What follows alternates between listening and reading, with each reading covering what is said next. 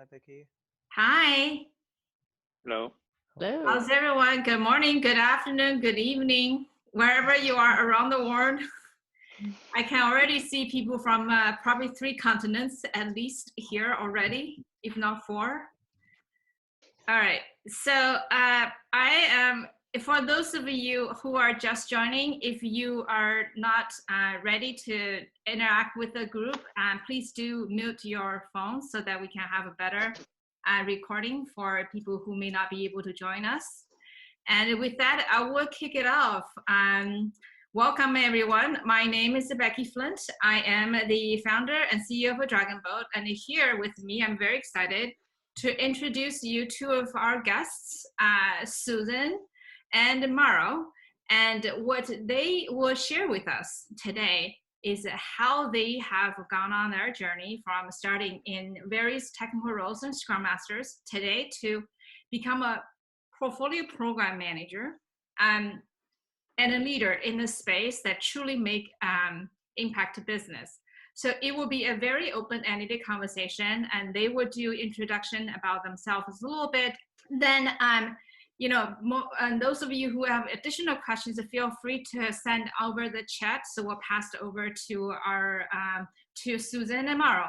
And before I go that, I'll also just do a quick intro about the Dragonboat. We are a responsive portfolio platform. Obviously, that's why we're interested in portfolio program management. And we're headquartered in Silicon Valley. We have offices in Europe and also US. We are venture funded. So we are the thought leader in the responsive PPM space, along with many of you, part of the journey. And we have customers in more than 20 countries, including both Fortune 500 startups and Global 1000. So with that said, I'm going to kick off the conversation. At the end, we are also want to, as I mentioned earlier, to provide a little bit of intro and for you to get exposed to the responsive PPM training and certification program. So I am going to stop sharing and would turn this over to Susan, who is with us today, and then Mauro, if you may do a little bit intro of yourself, please. Thank you. So welcome everybody. Susan Rainsbarger. I have been with RUAN Transportation now for about 1.5 years. Prior to that, I worked for a financial company here in Des Moines, Iowa. I started my actual Agile career over with the other company. So I've been a Scrum Master for about 6 going on 7 years. And from there, I worked with 2 teams. I worked with 2 teams before, one offshore and one, on-prem. But I still work at RUAN with 2 teams, one that does more of a Kanban style versus sprint. But shortly after joining with RUAN, they started asking me to take on more of a portfolio level for our IT department. Which has been an awesome journey. It started out more as an admin piece, but then I started asking quite a few questions, and it has kind of expanded upon that. So, Mauro, I'll turn it over to you. Okay, so my name is Mauro Martins. I'm from Portugal, and I started my career as delivery manager. So I was managing. So I was engineer by heart. I was basically a programmer, and I then started taking a delivery manager role. And back in the day, the delivery manager will also take the role of the Scrum Master.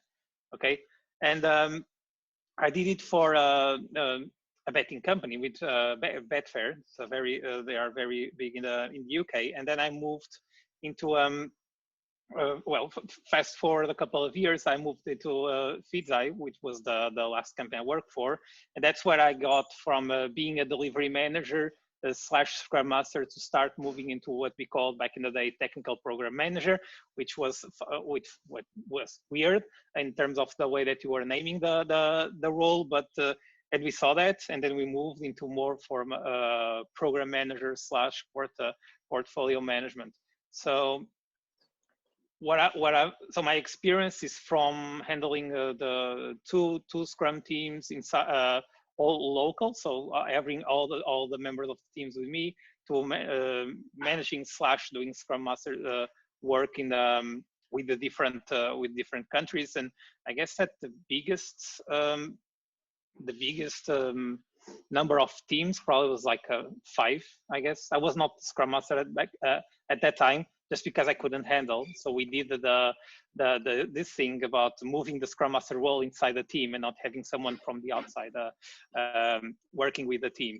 Right now, I'm working for the last 11 months in a company called Basecone. They are basically one of the leads on tax and accounting here in Europe, mainly the Netherlands. And I was hired just to not just, but to go and do the portfolio management job, which instead of being the part of the Scrum Master where you do the everyday you work at every day, right? The day-to-day work, and you help the teams on the day-to-day. Now it's moving more into the monthly, quarterly, annually. So it's getting bigger and bigger as time goes by, and you grow into more and more departments. And so yeah, it's been a fun journey. Awesome. So great to hear your background and your evolution from a Scrum Master to program and then to portfolio manager. I definitely heard similar themes from weekly, 2-week sprints to bigger. So with that said, I want to just maybe turn that question to you, Susan, first. On when you become a portfolio manager versus when you were Scrum manager, what are your different focuses? What do you do differently? Well, first, I still do the Scrum Master. So I haven't officially moved into the portfolio. I'm taking it on because of the visibility that the department and everything needs. So when I look at the differences between those two, like Mario said, from a Scrum Master aspect, I'm looking at the day-to-day, and I'm looking at the 2-week sprint. Or from a Kanban aspect, I'm looking at first in, first out, or priorities, and it's more day-to-day. What are the roadblocks there? What can we do differently to make ourselves more efficient? Are we going to meet that 2-week timeline or a sprint? When I start looking at the portfolio side, it takes a look at a larger capacity, because I'm looking at, we have 5 standing Scrum teams. We have other teams that are not even in JIRA. So I'm looking across the whole IT.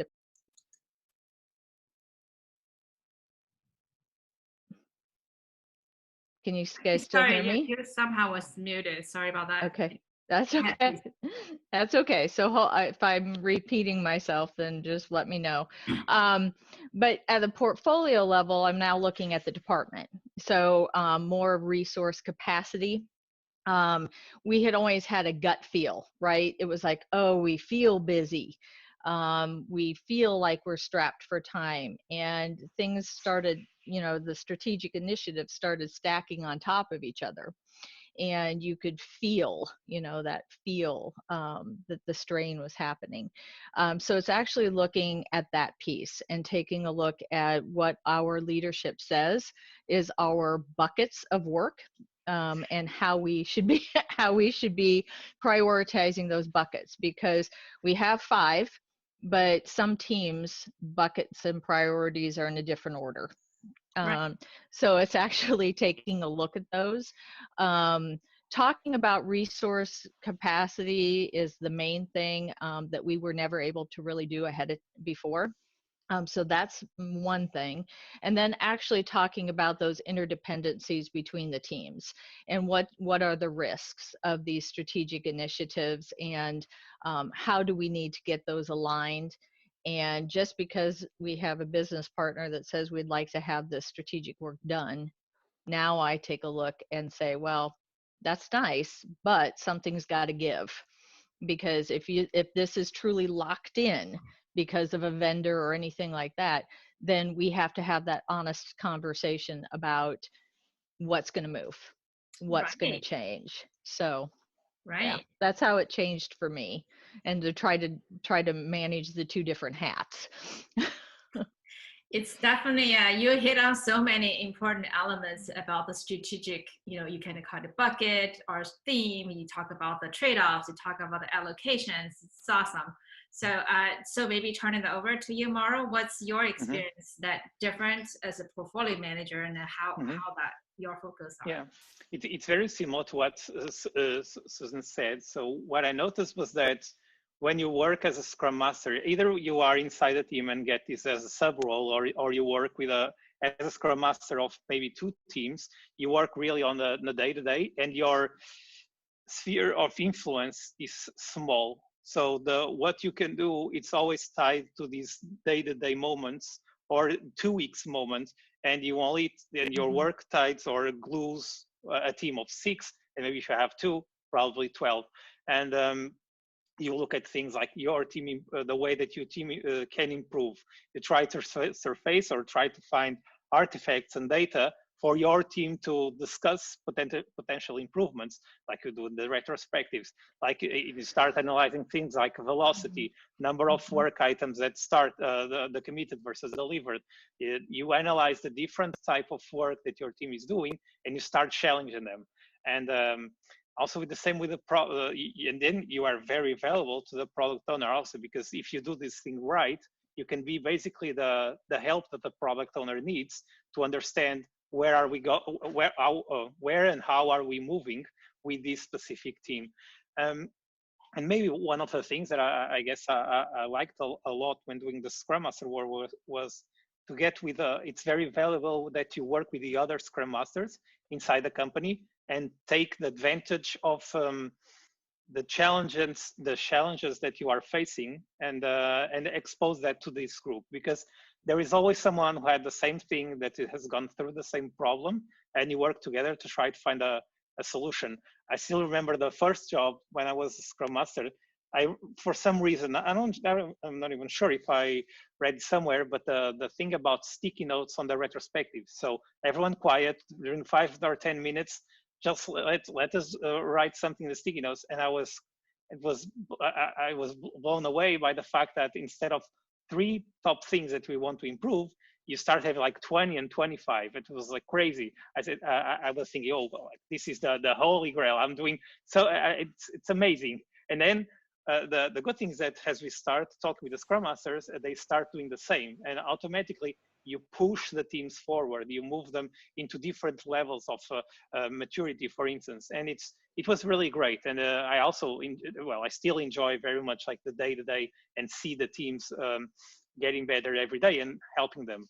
In terms of in terms of how does that this work actually translated to the program management, portfolio management, is that you don't get the everyday things. Like you don't go happy, don't go home happy with whatever happened, because whatever you do, you see the difference only like in 3 months, 6 months, or 1 year. That is what is really the shift here. And you always operate at a very big scale, and a very big the timeline, and the impact is not that straightforward. um, so yeah, you focus on the long run. Another thing, and I guess it's really valuable, is that you are not part of any team. So, and you're not part of any department. So you're that person in the middle that challenge every single person in the room and asks always the same question: Are we doing the correct thing? Or yeah, are we doing the correct thing with the time that we have? Are we expanding our resources in the correct way? And it's not easy, because a lot of things have to happen for you to be able to, in the company, for you to be able to ask this question. It's like, do you have the annual objectives or quarterly objectives in place? Because without them, you cannot go into a meeting and challenge anyone, because the agreement is not there on the objectives or where we want to move. So even before we get there, and that's where the beauty of this world is, you can touch in so many things. And but the hard part is you only see in like 3 months, 6 months, which is the hard part. It is really really great. I'm really enjoying to work as a portfolio manager. Right. So awesome. So you, I think you both touched upon a little bit on you were accidentally got into the portfolio management when you started with the Scrum Master. And so one of the things you also mentioned that you see the needs in that because there's, you know, there's more things you wanted to do, right? There's more things the company wanted to do, the more things your stakeholder wanted to do. And obviously there's the limit, it's the laws of physics. So how do you handle that in your role? And that's obviously a big part of the portfolio manager's function is to how do you take all this inputs from a different area and knowing here's either your team or a couple of team you work with, how do you balance those two elements? I don't know, Mari, do you want to go first? Do you want me to go first? You can go, yeah, you can go first. It's okay. For us, we actually have pulled together a new team, so to speak, where we're trying to do a new process of having all of the requests funneled in one way. So they come in, because right now it's like scattered. You've got emails, you've got people pinging the CIO, you know, it's just multiple ways to come in. So we are actually trying to funnel the process into one way. And then we have a couple architects that will take a look at the work and actually size it, get more information, really truly dive into what the ask is. And so upon that, then we have two really different routes for approval. Actually three. So if it's a small and medium work effort, then those are going to go straight to the team and the product owner. And the product owner is going to do their normal prioritization, understand. If we have a large or extra large work effort, which turns into our strategic initiatives, then it's either going to be approved by our IT leadership or it's going to be approved by the steering committee, our IT steering committee. And then based on their approval or denial, if it's approved, then it actually will come to us. And that's when we start putting it in the tool. We start looking at resources. We start looking at timings. We start looking at dependencies on other teams.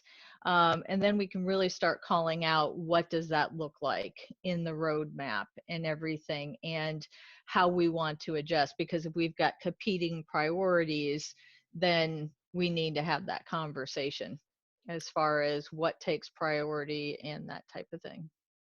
Very, very cool. Yeah, it is definitely, I think especially in the IT organization, there are so many moving pieces that, especially for the larger ones, definitely go through a pretty rigorous process of the approvals and the governance. And I also heard you mention that our smaller features and requests will be prioritized by product. It's really interesting that the big rock and the pebble kind of process is being applied here.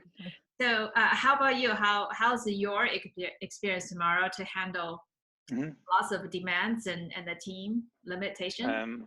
Yeah, I always say that execution and preparation is the key here.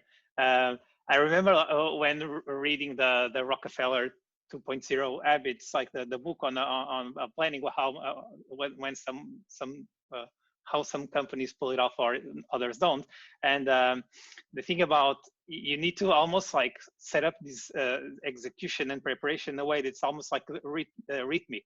So there is a cadence, there is a rhythm, like these things will go pass through these certain places. And if you do it right, and I totally agree on the funnel strategy, because we have done the same, you need to figure it out, the rhythm if these things happen. So I will do the same strategy with the funnel. So I'll just start with the funnel. So what I've done was, or what we have done is each department has their own roadmap, because everyone wants something, right? The thing about that is common to these companies is that everyone wants that single developer time, and they will try to fight for it, right? So you need to create like this type of funnels, like let's say the customer success roadmap. Even the product itself is a roadmap in itself that sometimes may not be the roadmap, the product roadmap in the end, right? Because you're fighting priorities. So you have the let's say the product roadmap, you have this customer success roadmap, the sales, the marketing, etc. And what I've done is that there are multiple funnels happening here. So these groups will have to, between themselves, or these departments will have to figure it out, and prioritize their needs. So you don't end up with when product gets like a 300, because that happened to me before, like 300 requests or asks or needs, right? And that doesn't scale, because the head of product or the product owner will say, I will not spend time doing anything else, rather than going through Jira tickets, let's say, if we are using Jira. So making sure that each department has their own their own roadmap, they set up their the specifications and the priorities, etc., and find a way to those funnel into the same place that then funnels into the teams. I guess that's the key. That's where the rhythm enters. So the weekly, the bi-weekly, the monthly, the quarterly, the annually. There is a very good very good sketch in that Rockefeller book. It shows you perfectly how does that look like a jazz that jazz band.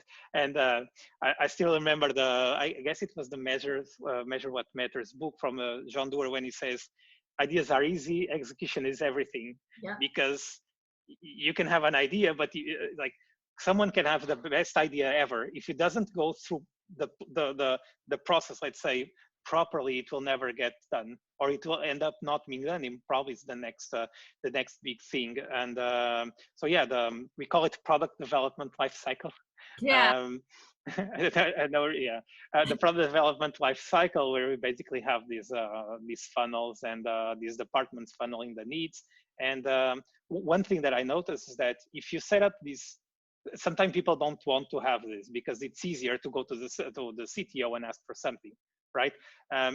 What I noticed that if you rephrased it in the way that, yes, you're going to do this way, but you automatically get feedback, or you'll get feedback on what we are going to do very, very fast, and you don't have to wait like 1 week, 2 weeks, you get the buy-in, because people will know what is happening, because there is this funnel part, but on the other hand, there is people deciding what to do with what you just requested. So you get the feedback loop, and that's how you, not how you sell, but you get the buy-in of these things in both sides.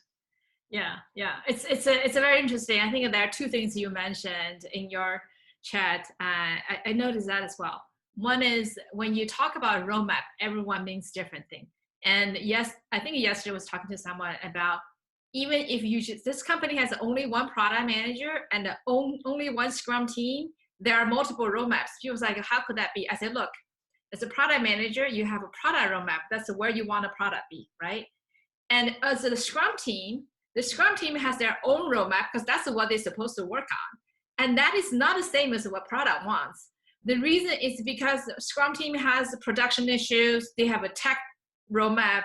So then all of a sudden you're dealing with a portfolio, even if you just have one Scrum team, because you have those competing needs, right?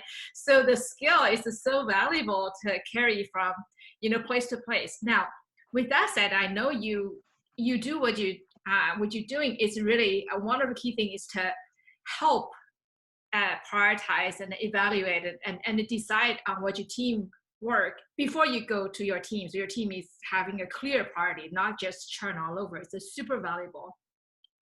Now I want to ask you, that's the helping the team side.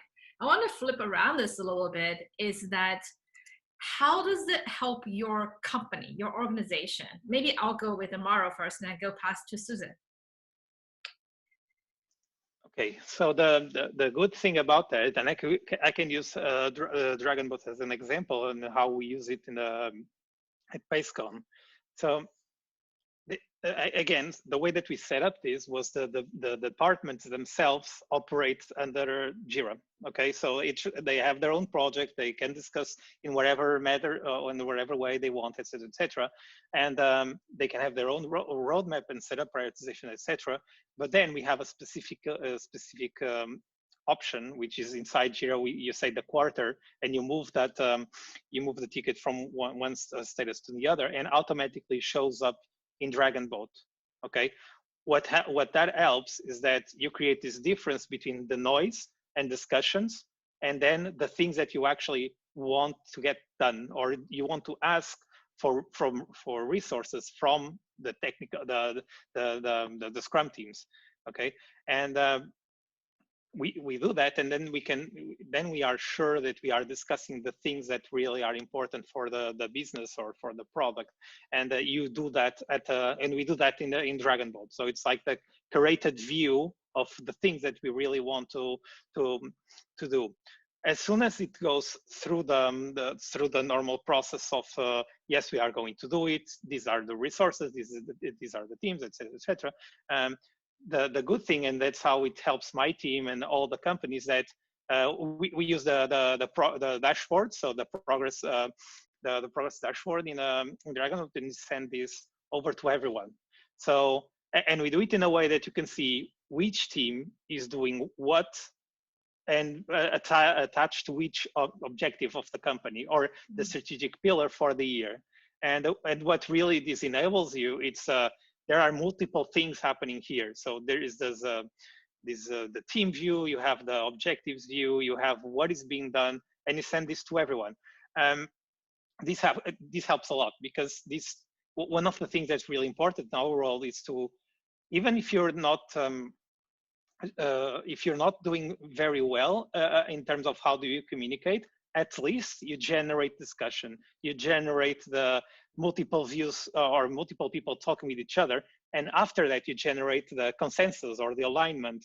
And this is where it actually is important, the part of the visibility. And I can tell you that through the process of working with Basecone, and we didn't have that in the past. When we used the first, when we were on the product steerco for the first time using Dragonboat with that dashboard, that enables everyone to ask very difficult questions on why are you spending time doing this?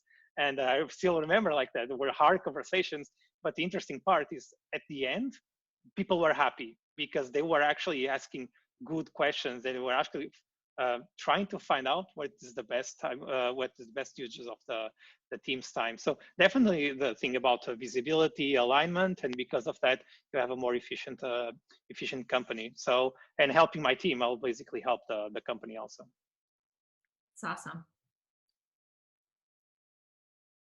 Yeah, and I'm right there with Mauro on how you help the company. So we're just now starting to get to the point of tying our strategic initiatives back to higher level company goals, and actually be able to show them via the dashboards that Mauro had mentioned, actually being able to show that, which is going to be extremely valuable, to the point that Mauro said.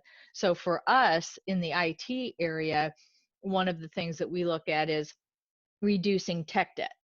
And so we're able to actually visualize now what our work efforts are to reduce that tech debt, because that tech debt you then can take back to the bottom line and say that we don't have to do any maintenance on these, or we don't have to fix them and that type of thing, and we're able to work at a faster rate because of the new technology that we may be implementing and that type of thing.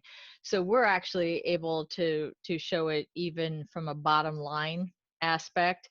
Wow. To help the company grow. Now, I haven't gotten into the bottom line numbers. I'm leaving that right now to the CIO, but at least I'm able to show that these are the efforts that IT has done to reduce our tech debt. Right.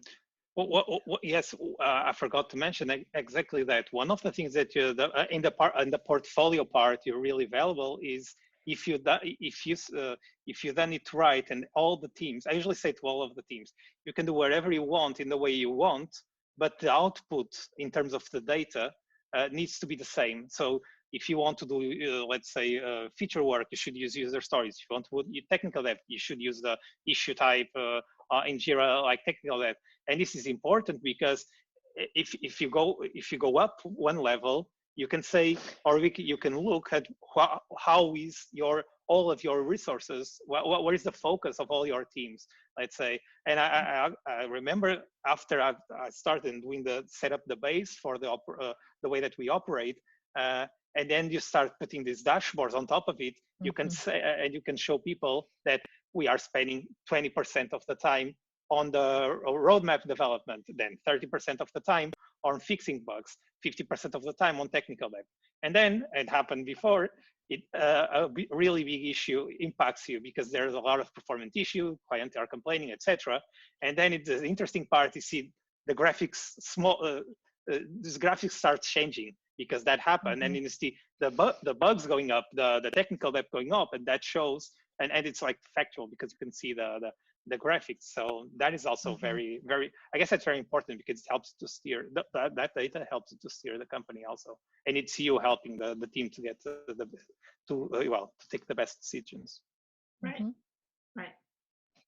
Yeah, totally true. I think the allocation is like the key of the portfolio, right? End of the day, you know, at the level where your portfolio manager or your product program manager or your leaderships, what you really don't need to do is micromanaging what your team does, right? You tell you align where your goal needs to be and where your focus will be, and then also make the hard decision of how much I'm going to allocate my team's resources so that your team are set up success, right? If you just say, I want to do all these big things and then didn't really have anything back it, and then your team just do whatever they do, these two things are not connected, obviously it's a chaos. And so I want to use this opportunity also just to ask, I'll go Susan first, in that, you know, you mentioned in the intro that you started as a Scrum Master, and then you kind of gradually, you know, you find more needs, and then you kind of started to do the portfolio manager role. I want to just kind of go in there a little bit. I think there are some of our audience participants that probably will be like, hey, I am a Scrum Master, I am a product owner, I am, you know, in some capacity working with the team directly. But I'm just curious, what did you see? How do you get into do what you're doing as a portfolio manager? How do you get the leaders and executives, you know, listening to you to say these are the problems, here's how we fix? Would love to hear a little bit of your journey. So for me, it was, and Mario's mentioned this quite a bit. It was asking those tough questions. So when I came to RUAN as a Scrum Master, which I still am, they asked me to, at the time, take on more of an admin piece to it, and actually just put together information for the CIO to take to our senior leadership team. And it was all around the portfolio. So it was all about me just gathering information, right? And it was via Gantt charts and stuff, but it was all through Excel. And so it was me asking tough questions because you got the feel for resource capacity. It was asking the tough questions of, are we sure we have the resources working on the right stuff? And the team is strapped for time and they're not able to get everything done. And so it was asking those questions and starting to push those trade-offs and asking, you know, how are you visualizing that? How are you taking that back, you know, to senior leadership to help them? And it was just better understanding what he needed and wanted. And then I put the spin on it that says, I'm going out to these teams and they're telling me they're strapped for time. And that's pretty much how mine got started, and starting to take a look at all of the teams and all of those buckets, because one of our buckets, as an example, is our prod support. No matter what team you're on, prod support is the number one, obviously. Get your break fixes done. And it was really truly starting to dive into understanding what that percentage was for each team and just asking the question, how much time are you spending on prod support? And then taking a look at and asking the CIO and saying, you've got all these strategic initiatives and this is the way they're stacking up. Are you taking into account these other buckets out here? And amazingly enough, the answer was, no, we're just looking at strategic initiatives. I'm like, you can't, you really can't do that, because you're not going to get those strategic initiatives done if you're not taking into account the capacity and other things. So for my evolution, it was just asking questions and start showing what the possibilities were. And it was a gradual evolution from, there's got to be a better way to do it than in Excel, to looking across the board at several different products, because some of our teams use Jira. I know Mario's talked about using Jira. Some of our teams use Jira, some don't. So it was, how do you mesh and work between those two obstacles where the metrics aren't 100% going to match up, right? Because not everybody's using Jira. So it was just starting to put those pieces together and start showing what the possibilities were. That's how I got to be where I'm at right now. Okay, so on my side, I guess that's very common. When you enter a company, you can probably start as a Scrum Master or a project manager, that the team is small or the company is small. And then the people that were doing the work, that they were doing some work, they start having the time to do it. And they start stacking more teams, and you start having dependencies. Then something happens, and then someone says, okay, I just cannot handle, I don't have the time to do it. Let's try someone, or let's find someone to help it. And that's when you start the more on the project management side. You take care of the dependencies. Maybe you just take care of your team and then or two teams. But then, as you correctly said, people start getting this feedback about, I don't have the time to do things. Or sometimes after 3 months, you don't get something delivered.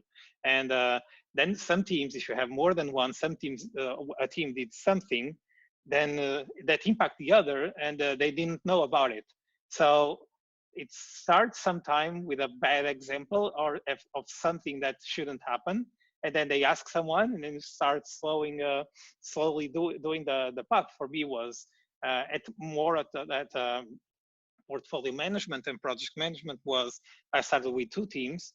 And the work starts to show, because you start sending start of sprint reports, end of sprint reports, and people start to see the value, because they say, oh, I never actually read this anything like this, and start doing for 2 teams, 5 teams, 6 teams. It gets to a moment where you yourself cannot do anything more than actually do this, and you ask for help, and then you start evolving the team. And multiple times it happens because people need help understanding what is going on. And I still remember, and when that's the second company I joined, and the person that hires me, whether it's a CEO or a CTO or something, I always tell him that I'm not here to make your life easier. I'm here to challenge all your decisions. And that's it. So you start to go into the project management. You start helping them, but at the same time you surface things they had no idea, because things evolve, that the company itself evolves so quick. And it's usually the case for technology. And when they see the numbers and they see what is happening, they go like, oh, okay, so maybe I need more of this, because either I need to justify a decision, or I need more information to take the correct decisions. That's, I guess, that where we will help. Yeah. So surfacing all this. I can give an example. So I created a dashboard based on a lot of things that we were doing, or all of the teams were doing in Jira. And then I show up the number. It says we had 180 bugs. People were like, no way. There is no way that we have 180 bugs. How is that possible? We are so perfect. This is going so well. And if you look at it, like 40% of them had high customer impact. And like, how did this happen? And there is a thing. So work slowly, like one team. You'll probably be a Scrum Master. You go into the project management, you help one team, 2 teams. You start slowing and showing this. And sometimes a good thing is asking people what they want to know. Sometimes it also works that way. What do you want to know? And your own curiosity sometimes triggers that also. And yeah, so I guess that usually that's how you get from Scrum Master into portfolio management. Right. It's a very, very, very interesting. It's very interesting journey in that I see that also very similar from company to company in that most time when the first Scrum Master ever arrived, that obviously you need to quote unquote fix Scrum because they will never had anyone, they won't do it right. But then very quickly you're like, okay, they're already fixed, right? They know what to do. They don't need me anymore. What do? I better go find another job. So I become a program manager to drive across team. And then it was like, okay, at that time you get to a certain point of maturity to say, hey, I need to become a portfolio manager because we want to make sure we make cross-team dependencies and making the good decisions, the prioritization, visibility. So it's like you basically get yourself out of the job at each level to the point where you truly add a strategic impact. Now, you still probably do some of the Scrum Master role, but you definitely would kind of balance different, like, you know, Susan and Mauro, the both of you kind of mentioned that, right?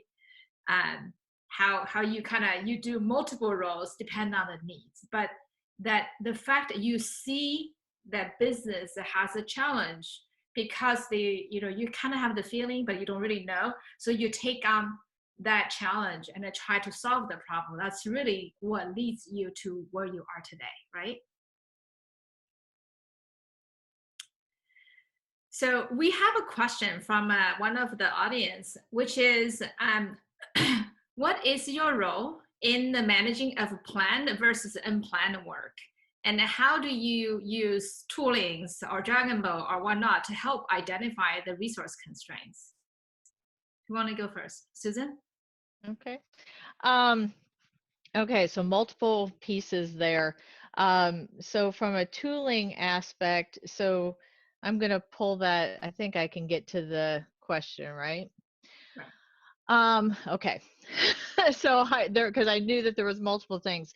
So my role for managing a planned versus unplanned, I typically, for my role, I work with the planned.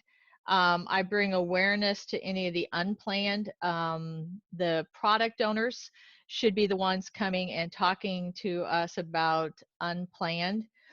But that typically, I'm going to say typically because there's always an exception, is that from our aspect is at the team level. So where I worry about the unplanned is when we start taking a look at prod support issues or the time, you know, escalating and taking away from that strategic work. And that's when I start bringing that up, or the product owner has brought it up, and then we talk about it at our portfolio meeting every month. We talk about the risks. What are we seeing? Are we seeing any delays in that work? So I typically look at the planned stuff at the portfolio level.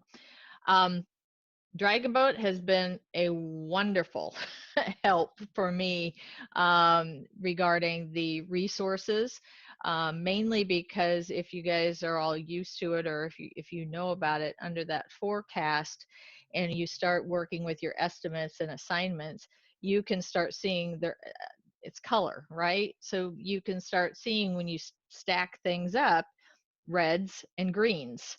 And so my leaders are extremely visual people. So when I can start talking red, green, and I can start moving things for them, and they start seeing the resources adjust at the bottom, that's huge for me. And the other nice thing about Dragonboat is it has what you guys call as a draft mode. And so I call it what if. So I can take a look and say, okay, well, what if you put it in draft mode? What if I move this here? Okay, that's going to change the timing, but look at the resources. That frees up the resources that currently were, you know, in red under the normal timing. So it's very visual for me, and I love the fact of it identifying where there's constrained resources, because we go off of skill and team is how we set it up. So huge impact for us. Great, so awesome to hear. Actually, it's the first time I heard it from from a customer like that. Great to hear. Thank you. Yep. On my side, the experience and doing the what if analysis in terms of resourcing, yes, that's gold. Because the thing about about this, and the when you see the cost or the effort for the epics, let's call it the epics of the feature, right? So the cost of the epics and in terms of resources, you can see the demand coming in, let's say from the product after they did all the prioritization, and you put them into estimation or effort, and you put that into a timeline. You see all reds. You can start seeing all reds, which means that you are over allocated. And that starts to be a problem with the CTO, because he says, I don't have enough resources to actually generate or to produce the roadmap you're requesting from the resource that I have. Because usually the CTO is the one that owns the resources, at least for my last two companies. And you start doing exactly that. So what if we move this thing here? What if we stop this thing here? And then if you create the dependency connection, in Dragonboat, you see the red arrows also start flashing, and you're like, okay, so if there is too many reds, you know you're not in a good position. And we had this in the past quarter, where we had to take a decision on a front-end work that we were going to do. And based on the fact that everything was red for that team, we had stopped most of the things that they were doing to focus on improving the user experience. In terms of planned versus unplanned work, I worked in a company where I spent so much time and effort to try to make everything perfect in terms of allocation of resources. And for the quarterly planning, at the end of the quarter, I guess that the percentage of completion or of done was around like 60 to 70%. So what we have done is, why do we spend four times plus more time to get to 30% when we know that we are not going to do it? So what we do is that we try to fill in up to, it depends a little bit, but between 60 to 70% of our capacity for the quarter. And wherever comes, we know that we'll have enough resources to absorb into the day-to-day work, because outages will always happen, performance problems will always happen. Well, people get sick. I mean, the COVID situation was like crazy. How can you do that, right? How can you predict something like this? So what we learn is that we just spend 50% of our time to get the 70%, and that's it. And even sometimes we don't get that done. So so we kind of took that approach to make sure that we can deal with the unplanned work. That is so cool. I think that's totally true, where, you can never plan everything. The plan pretty much gone out of the day you have the plan. But I think having the plan, like you said, it's really important to see, at least you see the major problems ahead. So you don't just toss your team and then have them to figure it out, because it's very expensive, it's demoralizing. So at least you figure out, let's say, the next month. So you can proceed, and then you can move on and so forth. This is great to hear. And now I'm gonna just ask one more question, and then we can open up to more people. So you have been in your career for a while, and if you look back to your younger self, or to those people who are out there, what would you do differently, if anything? Susan, you want to go first? I don't know. Based on everything that happened over the course of my career, I don't know if there would be anything different that I would do, because my curiosity and my drive for understanding and the logical aspect of making sure people don't get burnt out and making things efficient and stuff, I think that still would have progressed. I think where I possibly would have made a difference is maybe some of my career choices, my off career choices, I should say. but I had a path of learning, lean and learning, that piece of it and understanding the efficiencies, which led me straight into project management and understanding how to get all the pieces to work together and making sure that you had everything you needed being in scope and that type of thing. Potentially the only thing I would have done differently, or I would notify my younger self earlier, is about the Agile practice. And start diving in there a little bit earlier, because I think it would have helped, because the way I look at Agile is it's that shorter increments. You can get the business what they need sooner, and then tweak along the way. So you get that business value faster. So I think for me, I would tell my younger self to take a more interest in that earlier. Cool. Thank you. Yep. Okay, so this is probably like the fourth company where I do exactly the same. So I started around like 30, 40 people, then we scale up to whatever number or whatever hundreds. And one thing that I learned, and it's always funny, it's like no company is the same. When you try to work on this type of role where you basically try to be the glue, but at the same time you're there to ask tough questions, and you're asking and you're there to show hard truths. Don't just walk your way in and just start showing it. Do a little bit different. So no company is the same, no process is the same. There is the company itself is always very different, with very different people, with very different types of, even like well, not types of people, but people very different. You need to, when you enter this, because you will always be in a pushy position where people, well, you're there to act upon change, right? You'll do the change, and or you ask to do the change, because you have these people saying we need change, and then you have this guy saying I'm not comfortable with changing. So you need to get the buy-in from the guys who don't want to change first. I mean, the others will always ask you for something, but go for the ones that don't believe that this is the thing that they don't believe in you, basically, because you're there to force them to show a lot of the things that maybe they don't want to show. So go for the first who don't, go first for the ones who don't believe in you, and start asking, what is your real problem? What are the things that you're dealing with, that like, what are the worst things that are you dealing with? What are the things that have a negative impact every day in your work?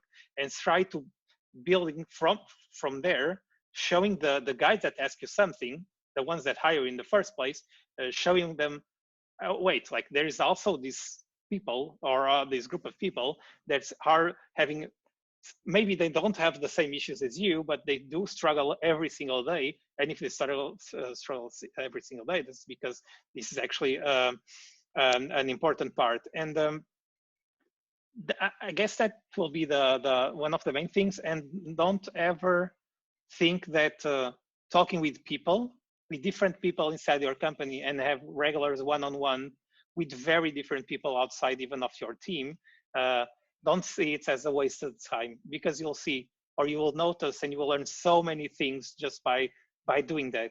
And that will funnel, or this will fuel a lot of the things, and you get a lot of feedback coming from, let's say that you talk with the CX, you talk with the product, you talk with technology, and then you start seeing how these people or these departments interact, and you start learning it, and start to understanding where are they struggling. And that's how you get people to trust in you, when you're solving the issues for them. That I will say that, because I already joined companies where I said, oh, okay, so I have everything figured out, I've done it in the past, so let's start doing this. And then you complete, maybe you get in the maybe your boss will like you, but the people that actually does the work that will enable you to show your boss something, they will not do it. And it's without the buy-in, this work is way more stressful and way worse. Yeah, I totally hear it. It's funny, you both Susan and Mauro, you have a very similar way of talking about the curiosity, right? The curiosity talking to the people, curiosity about the challenges, the curiosity about the problems will definitely leads to growth. The other part is Agile, even though that, obviously Susan, you mentioned about Agile, but even for Mauro, you didn't mention that. And you think about it, the way you talk about when you go to company, when you try to instill a change, you will find the hardest people or the no sayers to try to turn them around, and then you turn more people around.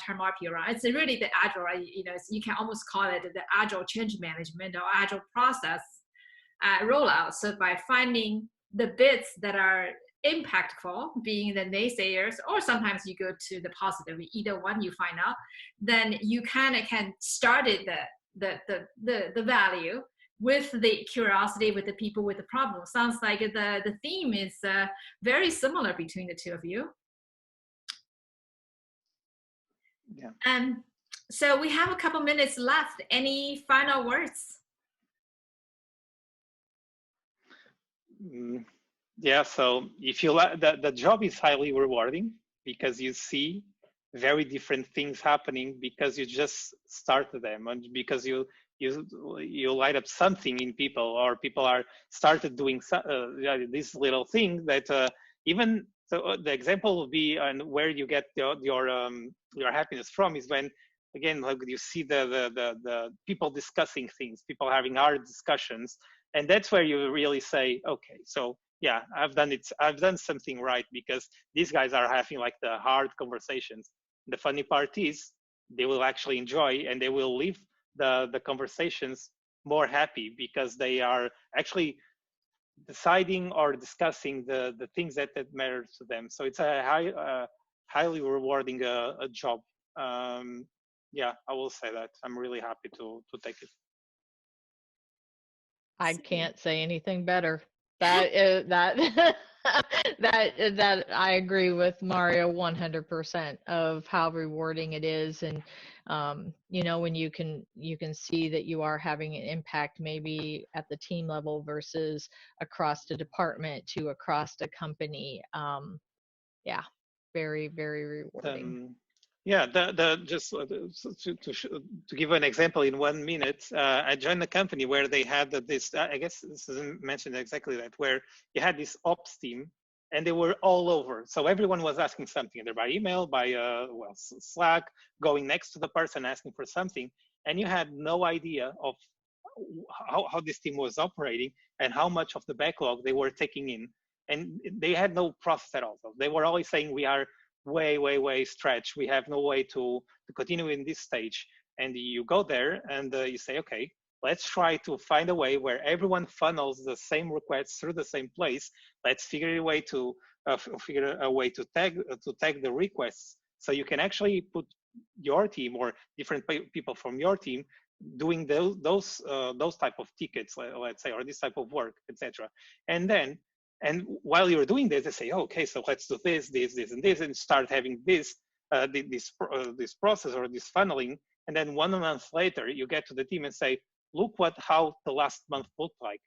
And they go like, they say this is like a changing moment for the team, because they are looking what type of requests are coming in, how much, or from which team, which type, etc. And they change so much their own ways of working just because they have this data. So that's where you get the fun out of it. And they then will thank you, say, I have no idea how it actually worked before without this. So it's very rewarding.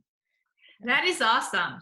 I think we have a very positive feedback from a lot of members on the call as well. So thank you so much, Mauro, Susan and Mauro, and your career journey is very inspiring. Again, anyone interested to learn more, we have a session that you can sign up as well, and also reach out to us, Susan, Mauro as well. So if we can help the community that wants to grow further into the portfolio and program management space, we're here to help. Yep. All right. Thank you, everyone. Have a great rest of your day. Yes, you too. Thank you. Thank you. Cheers. Thank you very much. Bye. Yep. Bye.